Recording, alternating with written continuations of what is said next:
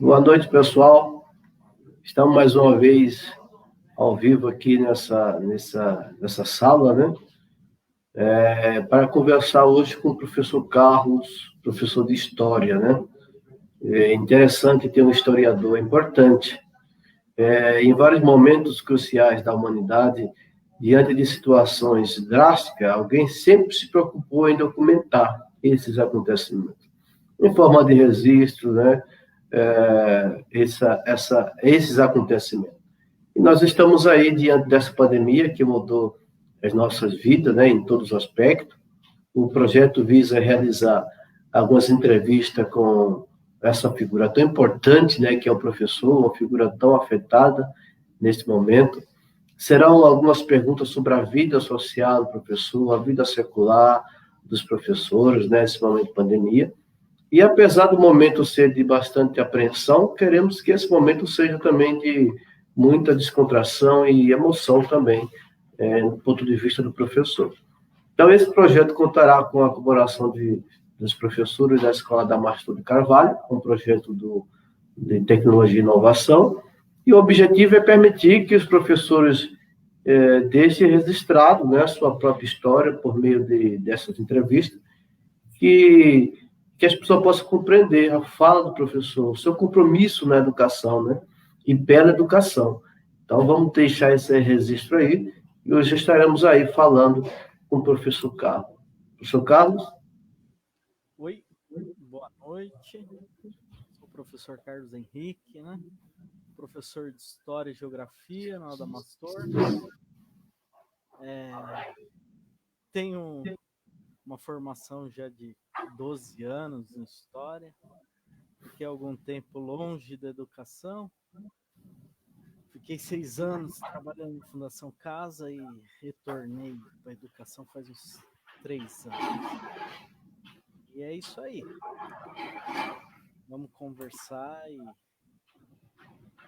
e se divertir com as perguntas, né? Legal. Quero já agradecer aí a todos que estarão linkados aí com a gente, aqueles que vão entrar posteriormente, né, e vão participar da nossa conversa. E quero agradecer também ao professor, né, que se colocou à disposição para estar falando conosco. O professor, a primeira pergunta é sobre o amanhã, né? É uma coisa que ninguém sabe, na verdade, é uma pergunta meio sem resposta, né? O que esperar para o amanhã? Cada um espera uma coisa, né? Se a gente for olhar para as pessoas, né, o que eles têm feito, os políticos, as pessoas comuns, né? Então, a gente pode não esperar muita coisa boa, não, né? Porque, sinceramente, é tanta coisa negativa que nós temos vivenciado nesse momento de pandemia. Mas você, o que você espera para o amanhã, professor? É uma pergunta engraçada, né? A gente sempre projeta o amanhã. O amanhã sempre está projetado e desde que começou essa pandemia, em março do ano passado, eu já não projeto mais o amanhã, né? É estranho, porque a gente se organiza para ir trabalhar, a gente se organiza para levar... Eu tenho uma filha pequenininha, né? Ela tem 2 anos e meio. Ela adora passear, viajar. Então, a gente sempre se organiza para o bem-estar dela, né? Para o nosso bem-estar. E quando começou essa pandemia, acabou, né? Hoje, se me perguntam o que eu espero para o amanhã, é a vacina, né? É o acesso à vacina de todos, não só a mim, para quem é professor, mas a toda a população. É a única forma da gente pensar o amanhã novamente estando protegido. E não estamos, né? Isso é que é triste. É lamentável, né? Boa, a resposta sua é correta mesmo, né? Eu nunca tinha pensado por esse momento, verdade. Então, amanhã tem que estar acompanhado da vacina para que possamos ter um amanhã, né? Porque, infelizmente, está bem difícil ter o amanhã, projetar o amanhã, como você mesmo falou, né? Porque Quem não viu ninguém com Covid, com essa doença, às vezes acha que, ó, tudo bem, vamos voltar a trabalhar, mas quem conviveu com essa doença? Eu, na família, tive 2 casos, um quase grave e um muito grave. Estão vivos porque não era o momento de morrer e conseguiram se recuperar, mas não tem condições, né? Eu É faço algo de muito grave. muito. E aí a gente tenta, né, conscientizar os mais próximos para não saírem, se proteger. Vamos levando, né? Porque o amanhã tá bem difícil, infelizmente. Está nublado, amanhã está nublado, né? É bem E, nublado. e você falou de pessoas próximas, né? Eu tive muitas pessoas, tive muitas perdas assim terríveis, né? Meu avô, primo, tia, uma tia, outra minha tia que cuidou da minha tia que faleceu. Ficou mais de 30 dias no hospital, saiu recentemente, né? Graças a Deus conseguiu se livrar. Então eu tive muitas pessoas próximas, né? Então não é realmente a sua fala é coerente, né?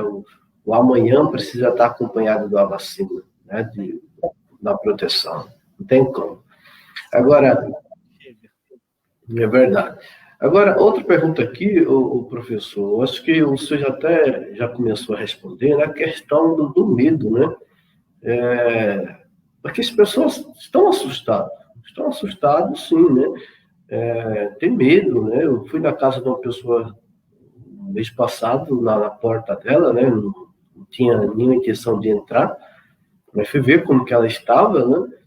E parecia uma pessoa muito distante, parecia que eu era estranho, entendeu? O medo, né? De repente, será que ele vai querer entrar na minha casa? E essas coisas é muito esquisito, né? A Tânia, acho que foi a Tânia que falou que uma pessoa faleceu do lado da casa dela, ela tinha muito conhecimento com essa pessoa, a pessoa estava muito entristecida, porque era o filho que tinha perdido, né? E ela não pôde acalentar, não pôde abraçar, não pôde, né, estar próximo. Então, é um momento único, né? Agora, essa doença, ela te assusta? O quanto que ela te assusta? O que você tem feito para trabalhar esse medo? Ou, de repente, você não tem medo, é um cara, né, fora do limite, aí, fora do... Você tem, como é que você tem vivido com isso aí? Eu vou dizer, eu sempre disse para todos próximos assim, eu não tenho medo, né? A morte, isso, aquilo, eu nunca me preocupei com isso. Sei lá se é que é por causa da formação, né? Você não se preocupa com morte, isso, aquilo, e a primeira vez que eu senti medo de alguma coisa relacionada a isso foi talvez uns 4 ou 5 dias antes da minha filha nascer, que eu tava voltando para casa do serviço, eu parei o carro para abastecer e fiquei pensando assim, ué, se eu não estiver aqui quando ela nascer, né? E foi a primeira vez que gerou medo.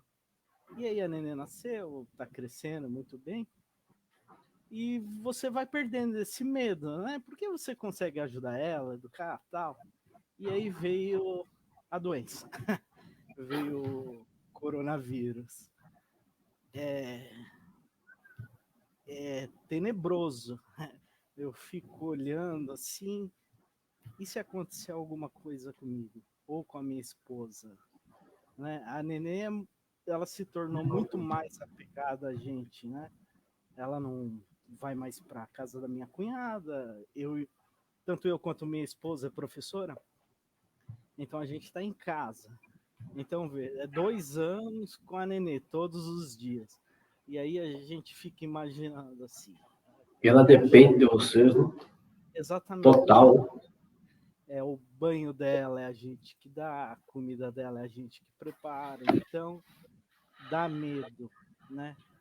Quem sai aqui de casa? Só eu. Eu saio de casa, faço compra e volto. Higienizo as coisas, vou tomar banho para tentar inibir ao máximo que essa doença chegue. Mas é extremamente complicado. Às vezes você pode estar sentado na garagem, infelizmente ter alguém contaminado passando na rua, e você se contaminar. E é, é uma sensação estranha, né? Você não confia no outro, né? Você não sabe se o outro está se cuidando. Aí você impõe barreiras, igual você disse, a pessoa me achava um estranho. Eu também fiz isso, né? Eu impus muitas barreiras. Não, não vai vir mais aqui em casa. Determinada pessoa, ela não para de andar, continua fazendo as coisas normal, como se tivesse tudo normal. Eu não quero que venha, né? Ah, até que meu cunhado pegou Covid, porque ele tinha que trabalhar, ou não teve como ser home office, e ele ficou muito mal. Aí muita gente abriu o olho, né? E ele ficou internado. Só não foi entubado porque de um dia para o outro a oxigenação dele melhorou, mas a gente olhava todo dia assim, fala, pô, será que ele vai voltar? E aí eu olhava assim e falava, pô, pode ser eu, né? Pode ser minha esposa. E a Nenê vai ficar aí, né? Você cria paranoias, né? É muito maluco isso. E o pior, eu não podia ir lá dar um abraço na minha cunhada, os meus sobrinhos, porque eles tiveram contato com o pai, eles poderiam ter e tiveram mesmo Covid. Então era a casa toda com Covid. Eu olhava assim e pensava, poxa, será que vai todo mundo dessa casa, né? Pega uma doença que já tem vacina, já podíamos estar vacinados e todos podem morrer, né? Porque todos pegaram, ficaram lá isolados. É uma sensação, é, sei lá, é horrível. Impotência, né? Sim, impotência. Impotência. E aconteceu alguma coisa, Carlos, que realmente marcou você, que, né, você não vai esquecer, né? Se fizer essa pergunta para mim, eu tenho algumas coisas que aconteceram que vai marcar, né? Que eu não vou esquecer. Mas no seu caso, o que mais marcou você nessa pandemia? Que nós ainda estamos, né? Estamos na pior fase, se formos colocar em número, não melhorou em nada, né? Nós pioramos, né? Nós somos campeão em muitas coisas, né? Em questão de número da pandemia. Sim. Eu vou dizer, tem ainda, né, alguns familiares com formação, com acesso à informação e etc., que tratam como nada essa doença, né? Isso me chateia muito. Eu vou ficando cada vez mais distante, né? E aí você olha, se uma pessoa dessa que tem acesso, tem informação, ela tá levando de qualquer jeito, ou achando que tem que abrir restaurante porque ela tem que jantar lá no restaurante, né? Olha que negócio maluco. Eu queria ir no restaurante também com a minha esposa. A gente vai se pôr em risco? Não, é negativo. Ontem foi Dia das Mães, né? Um abraço a todas as mães, claro. Eu comprei o almoço de um restaurante que a gente sempre ia. Eles entregaram, não tem problema nenhum. Eu como em casa. É aquela comida que ela gosta. Mas aí, ao mesmo tempo, eu ainda vejo gente falando: olha, vamos, tem que abrir, tem que funcionar. A economia não pode parar. Poxa vida, se eu for e morrer, é R$ 100 a menos na economia. É R$ 1.000 a menos na economia. E isso ninguém enxerga. É muito triste, porque aí, se a gente está falando de gente que tem acesso à informação, que tem acesso à cultura, já teve acesso à educação, e aí você vê, para quem não tem acesso, o que chega de informação são coisas absurdas, né? E aí esse que não tem acesso acaba fazendo aquela pressão que ele não deveria ter feito em nenhum momento para retornar, porque ele vai ser o último, ele está à margem da sociedade. Ele tá jogado pelo Estado. O Estado não se importa. E ele quer que tudo volte, né? É difícil. Essa pandemia trouxe a questão do número, né? O ser humano passou a ser o número.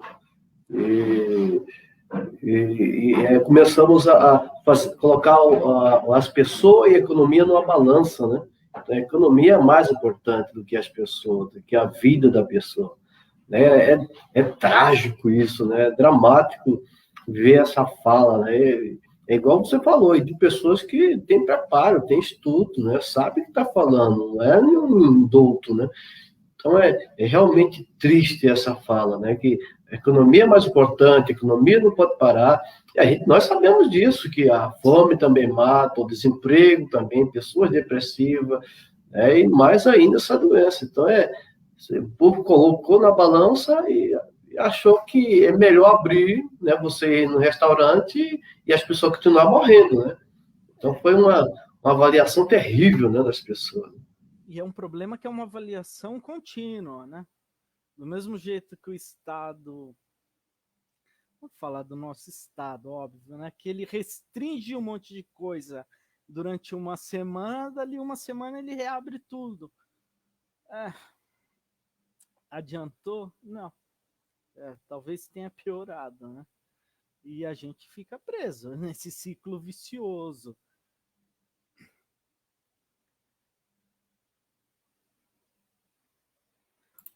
Nós acabamos tendo muitas falas, né, muitos especialistas. Hoje, você liga a TV, especialista em cada coisa que aparece. Né?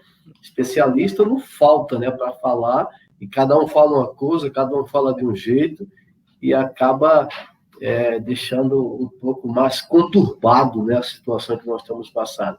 Agora, o Carlos Henrique, a questão do papel do professor, né, nesse contexto de dúvida, nesse contexto de medo, né, nós temos aí alunos do terceiro ano que tinham muita expectativa, né, tem vários alunos que têm aquele projeto de vida, já sabiam o que queria da vida, o que queria trabalhar, já tinha aquele projeto de se dedicar para fazer o Enem, fazer uma boa redação. E agora, parece que tudo, né, ficou um tanto embolado, um tanto sem explicação, né? E qual o papel do professor nesse momento de dúvida, nesse momento de medo? Qual é o meu papel? Qual o teu papel, professor? O que é que você enxerga como um papel essencial do professor nesse momento de dúvida e medo? Ao contrário do que os legisladores prezam, de que tem que voltar à educação por causa da defasagem, eu penso o oposto. A defasagem ela já existe, ela está posta. A defasagem está aí há anos. O Estado nunca se preocupou com isso em nenhuma esfera. E a justificativa hoje é a defasagem, para você colocar aluno na escola. E o papel do professor, eu acho que é fundamental nisso, em conscientizar o aluno. Não é enraizar ele sobre política, sobre ser de esquerda ou ser de direita, não, é conscientizá-lo sobre o momento, sobre o período que vive, sobre o dia a dia, sobre o risco de tudo que nós estamos. O aluno ele está perdendo vestibular, ele está perdendo formação. Gente, infelizmente o Estado nunca se preocupou em melhorar isso. Quando eu olho para anos anteriores, olho para a educação, você tinha 5 salas de formandos no ensino médio, você tinha 15 alunos que se mostravam interessados. A educação nunca foi interessante para o aluno. Por que ela seria agora? Vamos obrigá-la a voltar porque ele está com defasagem, vamos ajudá-lo, isso e aquilo. É um caminho muito torto e eu sinto que a grande maioria dos professores acabam não se posicionando de forma a contextualizar para o aluno todo esse período, entendeu?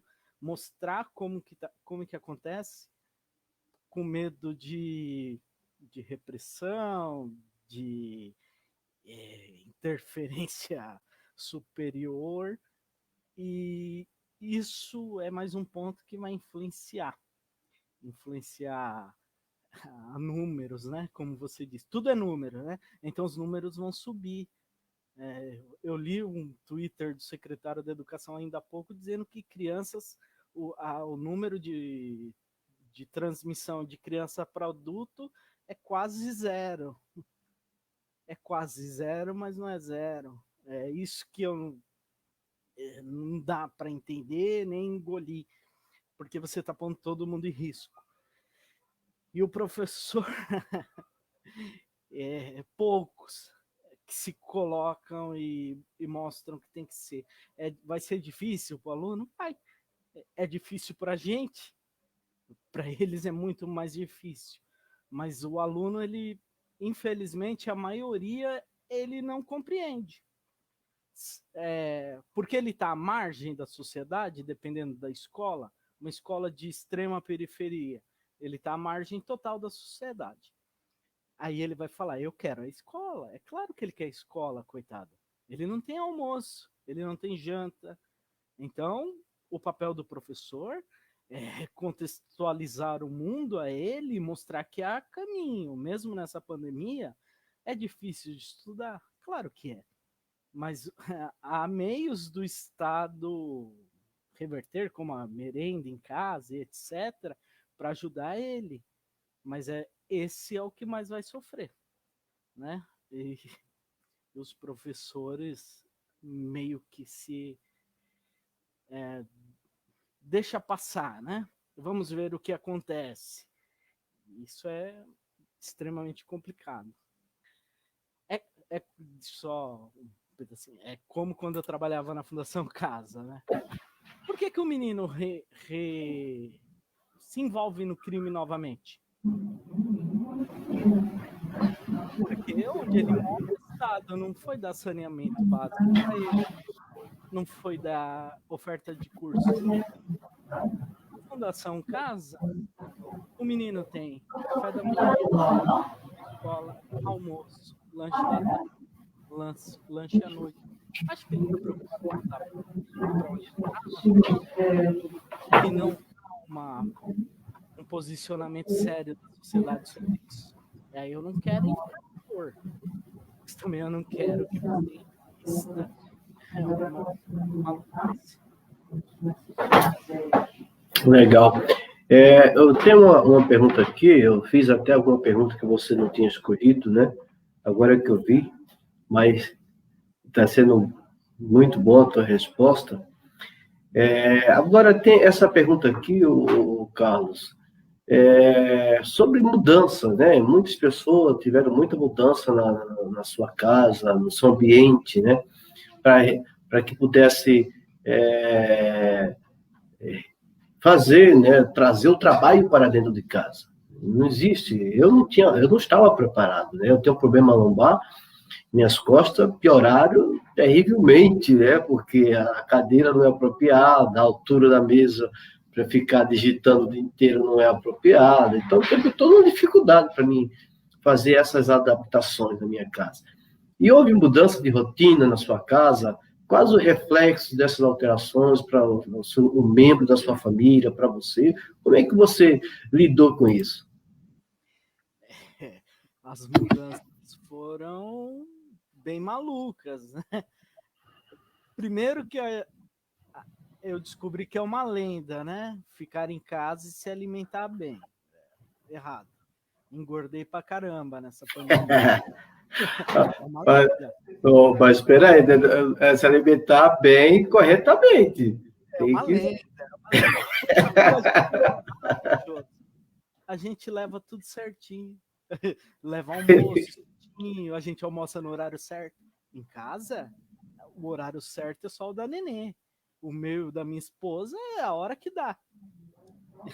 Aí eu tive que fazer um escritório, né? Num puxadinho, lá embaixo. Aí chove, você olha assim, não quero ir pro escritório. aí tá frio, o escritório é ruim de ficar no frio. Não tem jeito bom para ficar lá, igual você disse, a mesa, a cadeira, nada funciona. Aí você traz para dentro de casa, você vê a casa, isso aqui era o quarto da Nenê. Eu montei a cama dela no meu quarto e virou um puxadinho. Ou eu tô aqui ou tá minha esposa. Ou então eu tô lá na cozinha com o notebook dando aula. E ela aqui. É um negócio maluco, reflete em tudo. Porque aí a Nenê tá em casa, ela passa e fala, papai, quero um lanche.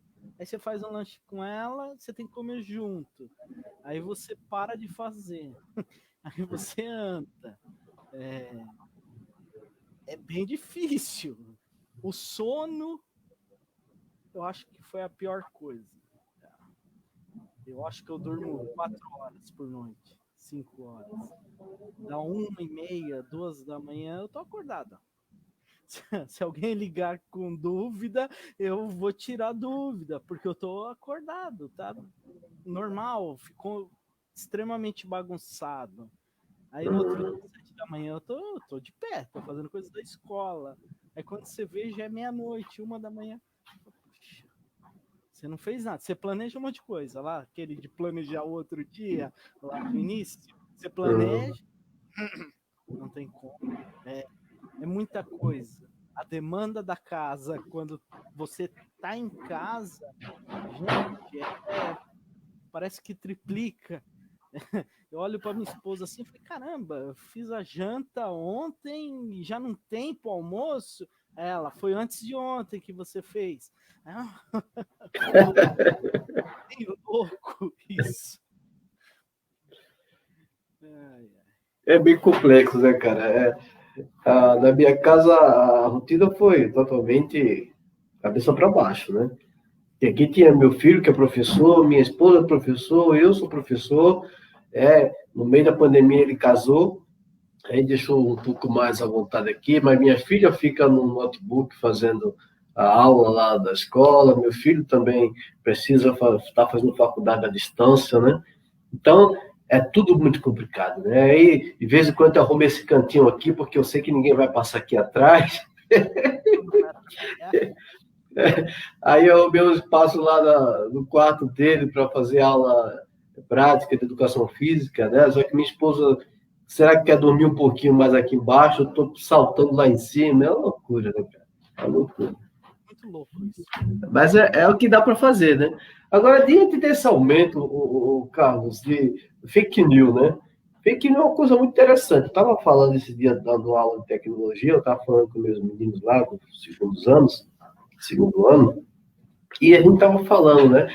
E o fake news, muitas vezes, ele é divulgado porque quem divulga, né? Muitas dessas pessoas que divulgam fake news, eles sabem que é fake news. Eles sabem, né? Fake news. Eles sabem que realmente é uma notícia falsa, mas aquela notícia falsa, ela fala com ele, né? Corresponde àquilo que ele pensa. E nós estamos vivendo aí esse momento aí, muitas notícias falsas, né? Fake news, sendo divulgada aí nas redes sociais, sobre a vacina, né? Com uma coisa que puxa vida, né? Parece um absurdo. Existe fake news contra a vacina, né? Algo que todo mundo está precisando, né? Deveria todo mundo já estar vacinado, mas existe ainda. O que fazer diante desse aumento de tanta notícia falsa para se manter informado, né? Com boas informações? Como é que faz aí, hein? É difícil. A fake news, ela serve para encorajar os medrosos. Isso é uma verdade. Ele tem medo, mas aí ele vê que alguém pensa como ele. Hitler foi assim na Alemanha. Ele era um cara sozinho, largado. Ele arrumou meia dúzia, ele foi preso, e aí ele escreve o livro dele, e aí começa a distribuir, E aí descobre-se que há outros medrosos que se tornam corajosos. Se ele está indo, eu também vou. E aí, um mundo altamente tecnológico, como a gente vive. Se não Divulgação em massa, né? Isso. Se não houver regulamentação, não tem como. Você abre, sei lá, mensagem no WhatsApp. É que eu já excluí ou bloqueei todo mundo meio maluco. Aí eu não recebo tanta fake news. Mas aí você recebe uma fake news às 8 da manhã. Aí você abre um jornal, um portal de informação, você vê que não tem nada a ver. Hoje tem tantas maneiras, né? Tem o projeto Lupa, lá da Folha de São Paulo, que é de pesquisa sobre fake news. É triste, mas a pessoa que recebe a fake news e aquele que manda, ele não está preocupado se a pessoa vai pesquisar ou não. O interesse dele é que aquele que recebe vai mandar de novo, porque é uma verdade, né? Quando você olha canais de televisão em que dão palanque para quem propaga fake news, aí você vê que está errado. Algo está muito errado, né? Não pode. Nós não podemos viver num mundo em que a desinformação ela se sobrepõe sobre a informação. Hoje eu acho que dei risada, lendo a Folha de São Paulo, sei lá. Eu tento ler todos os jornais ou todas as notícias, né? As pessoas deixando a fila de vacinação porque não era a vacina que eles queriam. Poxa, não é a vacina? Que loucura, hein, cara? É o fim do mundo, né? Sim, a enfermeira passou avisando que era a vacina da AstraZeneca e as pessoas saíram da fila por causa de desinformação. Que a AstraZeneca dá reação, dá isso, dá aquilo. Gente, é um negócio que vai salvar a sua vida. Que mundo nós estamos? Exatamente, que mundo, é maluco. A história do termômetro, poxa, eles põem no pulso, né? Tá medindo certo? A pessoa vai entrar com febre. Se ela tiver o pulso, não vai aferir. Por causa de uma fake news. Uma fake news de que o laser ia sei lá, no cérebro, ferrar a cabeça da pessoa. Poxa, é uma maluquice disso. E espalhou, né? Espalhou geral, né? E normalizou. Onde você vai, eles medem no pulso. Normalizou fake news. Isso. Brincadeira. Por que corajam, então? A gente conseguiu normalizar isso, porque eu não vou espalhar outra, né? Não vamos tomar a vacina da China. Seu iPhone é feito na China. O seu computador, as peças vêm da China. Eu não vou tomar vacina, é da China. Meu amigo, é de uma desinformação sem tamanho. E aí vem inventar medo de não sei o quê, medo de comunismo, medo disso, medo daquilo, coisas que não cabem no mundo moderno, no mundo atual. E a fake news, ela se propaga. E ela vai indo. É um negócio, um sangue ruim entrando na veia de todo mundo. E não há regulamentação. Se houvesse, a hora que o cara põe um vídeo no Twitter, no YouTube, sei lá, e o cara fosse punido, ele ia pensar 2 vezes de fazer de novo, né? Mas nosso país é sempre depois, né? Vamos deixar para amanhã, vamos dar um jeitinho e preso nessas maluquices. Legal. É bom ouvir a tua fala aí, né? O teu olhar. O ano passado nós entrevistamos mais de 70 professores e eu sempre entrevistei com o professor de história, né? Porque o olhar do professor de história é mais profundo, né? Ele está falando do que ele estudou, né, cara? Você consegue ver o que está por trás, né?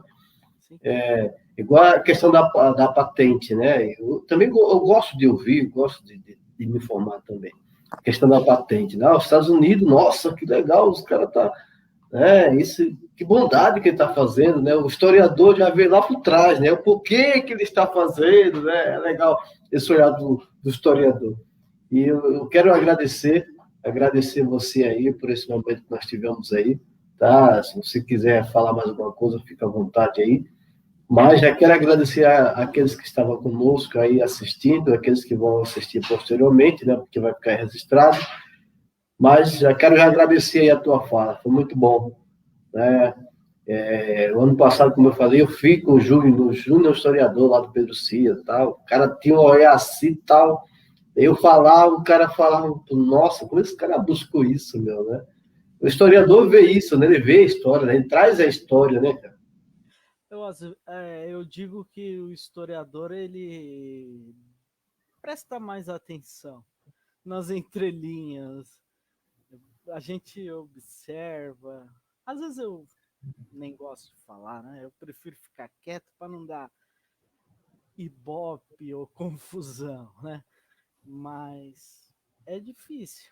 São tempos muito tristes o que vivemos.